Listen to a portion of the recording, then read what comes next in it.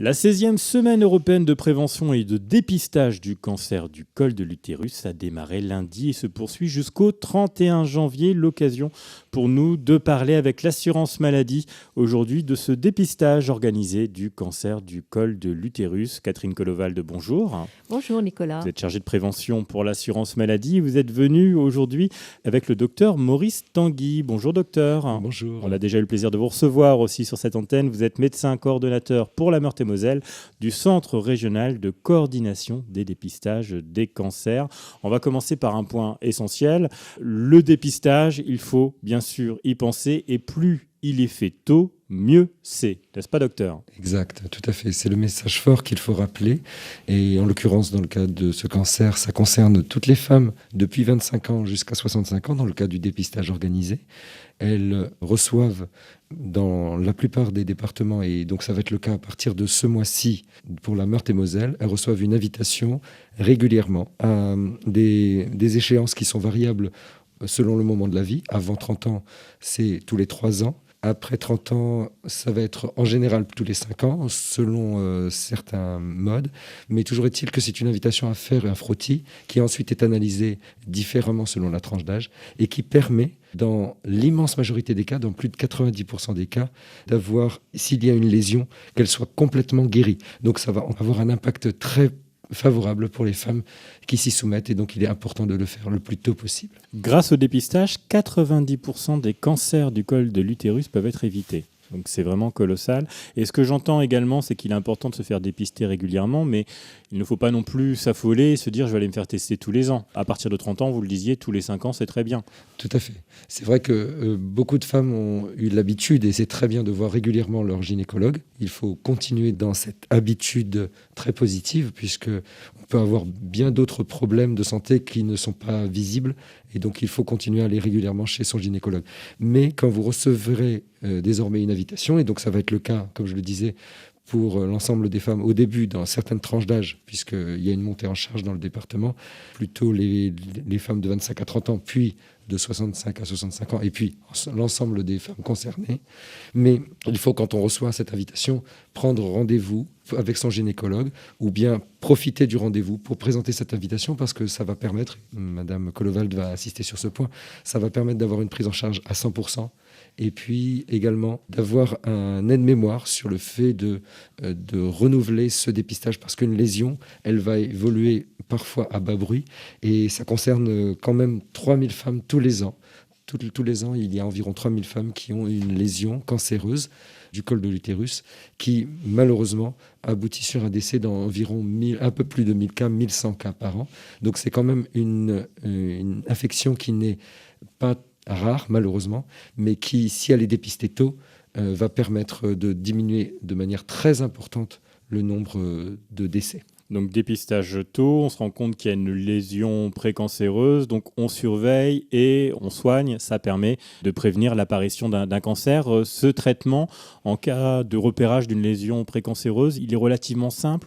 Oui, la plupart du temps, la lésion qui a été dépistée dans le cadre du dépistage organisé, c'est ça le principe, c'est-à-dire que c'est une lésion qui n'avait pas eu de conséquences sur le processus clinique, la personne ne le ressent pas, donc elle va avoir une lésion qui sera traitée très rapidement par un gynécologue qui est éventuellement colposcopiste, un spécialiste, et ça n'entrave que très peu le cours de la vie. En revanche, si on a tendance à laisser dégénérer cette lésion, malheureusement, on pourra avoir un traitement plus lourd et le pronostic est moins favorable.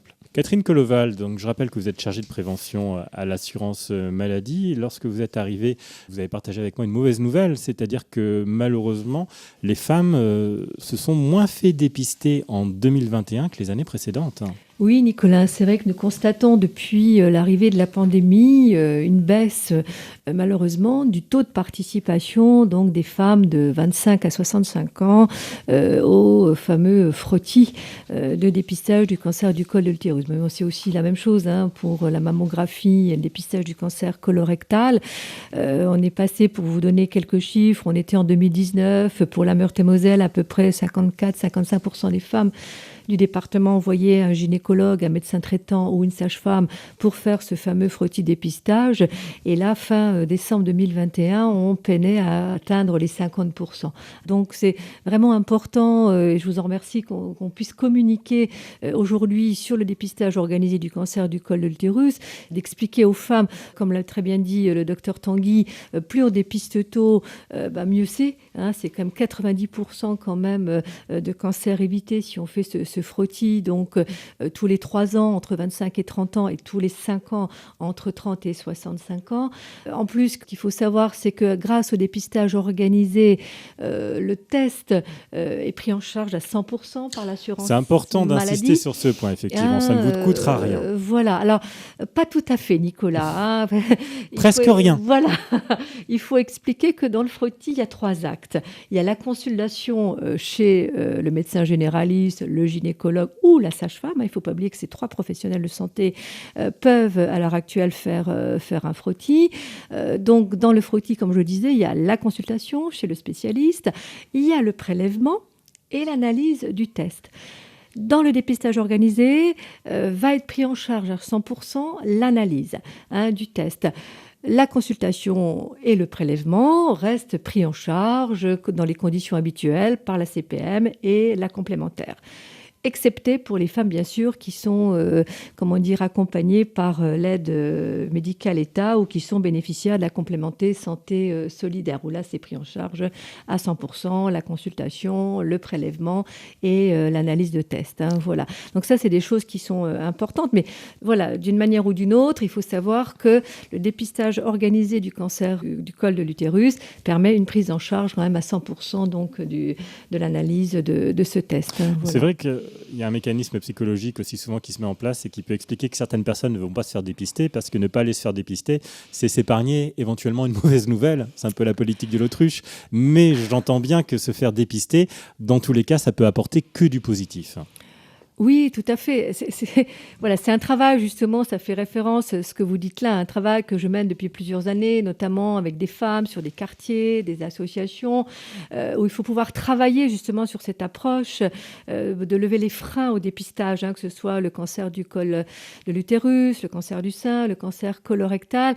Voilà, il faut absolument travailler justement sur ces freins de peur du cancer, du peur de la mort. Donc on travaille avec des associations comme Symphonie, par exemple, que vous connaissez très bien aussi sur votre antenne, avec le CRCDC, avec des associations de femmes de quartier. Je pense au MAMS de l'Axou, avec qui on a commencé tout un travail d'approche sur comment me faire dépister. Donc voilà, ça c'est très important de pouvoir aussi non seulement informer, sensibiliser sur ce qu'est aujourd'hui le dépistage organisé du cancer du col de l'utérus, mais aussi pouvoir accompagner et, comme je dis toujours, aller vers le dépistage. Et pour ça, il faut travailler ensemble, travailler avec les professionnels de santé, travailler avec les associations, avec les structures qui peuvent nous aider à communiquer sur ce dépistage, mais aussi à travailler avec les publics concernés, notamment ici les femmes, pour pouvoir mieux expliquer et mieux faire accepter ce dépistage. Bon, c'est vrai que le frottis,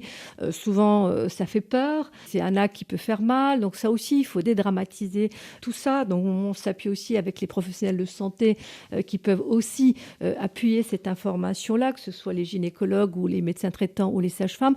Il faut rassurer, mais en même temps, informer et surtout accompagner vers le dépistage. Surtout chez les femmes de plus de 50 ans. Ce que je constate aujourd'hui dans mon métier, et j'insiste sur votre antenne si ces femmes m'écoutent, on voit une baisse de la participation à la mammographie, mais aussi une baisse à la participation au dépistage du cancer du col de l'utérus. Après 50 ans, il n'y a plus de contraception souvent, on est ménopausé, il n'y a plus de risque de grossesse. Donc, on ne voit pas toujours l'intérêt d'aller voir un gynécologue ou même son médecin traitant pour faire un frottis. Donc là, je lance un appel aujourd'hui sur votre antenne à ces femmes-là. Il faut qu'on continue à faire le frottis après 50 ans parce que malheureusement, c'est souvent après 50 ans qu'on voit arriver le plus de cancers du col de l'utérus. C'est ce que je dis effectivement dans le communiqué de l'assurance maladie. Le dépistage, vous l'avez dit, est moins fréquent à partir de 50 ans, c'est en lien avec l'arrêt du suivi gynécologique, alors alors que l'âge médian lors du diagnostic est de 53 ans. Voilà. Donc, une vigilance particulière aux femmes de plus de 50 ans qui nous écoutent. Allez vous faire dépister. Vous parliez des professionnels, Catherine Collovald, et aussi des associations. Vous vouliez justement sur cette antenne aussi lancer un appel aux associations et aux professionnels. Oui, on voit bien, et je l'ai dit tout à l'heure, que nos taux de participation aux 3 dépistages organisés, puisque maintenant sur le département nous en avons 3, le cancer du sein, le cancer colorectal et maintenant le cancer du col de l'utérus. Donc il faut absolument qu'on travaille sur une meilleure communication et participation à ces 3 dépistages organisés. Nous, l'assurance maladie, actuellement nous continuons nos actions de promotion de la santé, mais c'est vrai que la pandémie nous a un petit peu freinés dans nos travaux de réseau, dans la mise en place de nos actions, de nos projets.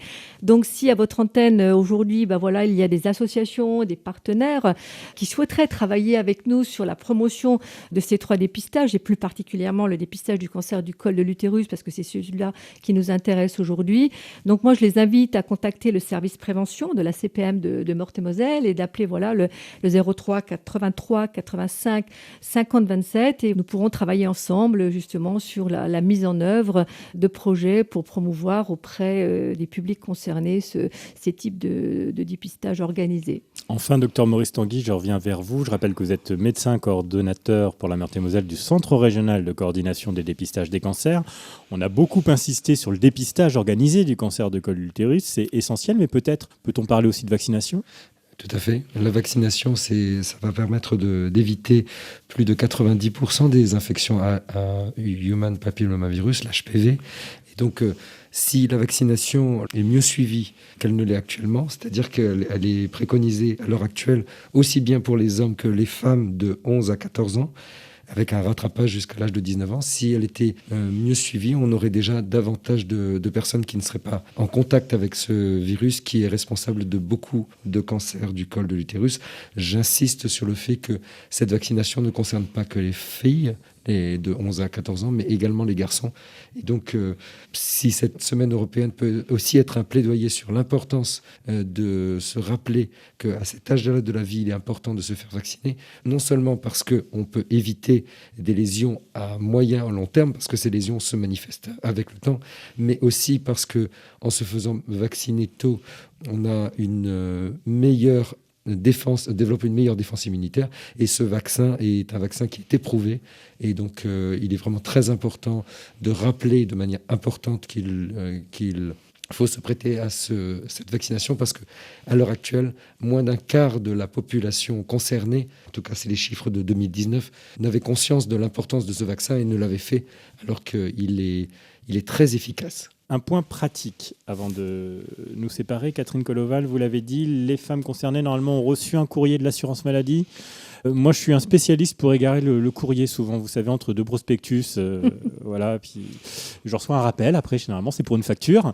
Comment ça se passe là concrètement si on pense qu'on est concerné, qu'on n'a pas reçu de courrier, mais qu'on aimerait en savoir plus ? Alors, comme l'a dit tout à l'heure le docteur Tanguy, pour l'instant, sont concernées par les invitations les femmes de 25 à 30 ans et les femmes de 60 à 65 ans. Donc, ils vont recevoir du CRCDC, la structure que coordonne le docteur Tanguy, donc une invitation pour aller chez ou le gynécologue ou la sage-femme ou leur médecin traitant faire donc le frottis de dépistage. Donc, si elles ont égaré leur invitation, en fait, il n'y a qu'une démarche, c'est de contacter, d'appeler le CRCDC, donc il se trouve à Vendeuvre, dont le numéro de téléphone m'échappe, mais Maurice est à côté de moi et je sais qu'il le connaît par cœur. Oui. Donc voilà, Maurice, si tu peux communiquer le numéro de téléphone du CRCDC. Et donc, en appelant ce numéro, elles pourront directement ensuite recevoir par courrier une nouvelle invitation. Elles peuvent appeler le 03 83 44 87 95, 03 83 44 87 95. Il est aussi possible de remplir un formulaire sur notre site internet, donc dépistagecancer-ge.fr, dépistage au singulier cancer tout attaché -ge comme grandest.fr. Et donc, vous aurez un formulaire que vous pouvez remplir et on répondra très volontiers aux demandes des personnes qui le désirent.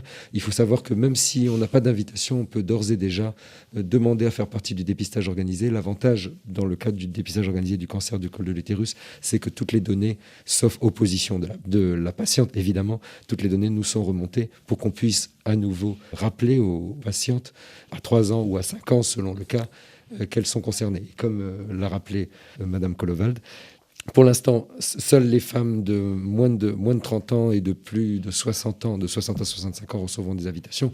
Très rapidement, on va envoyer des invitations à l'ensemble des femmes. Mais bon, on a une certaine montée en charge dans le cadre de ces dépistages. Il faut y penser régulièrement et savoir que ça va permettre d'éviter des séquelles, des traitements lourds et beaucoup de chances de guérison à la clé. Merci beaucoup pour toutes ces précisions.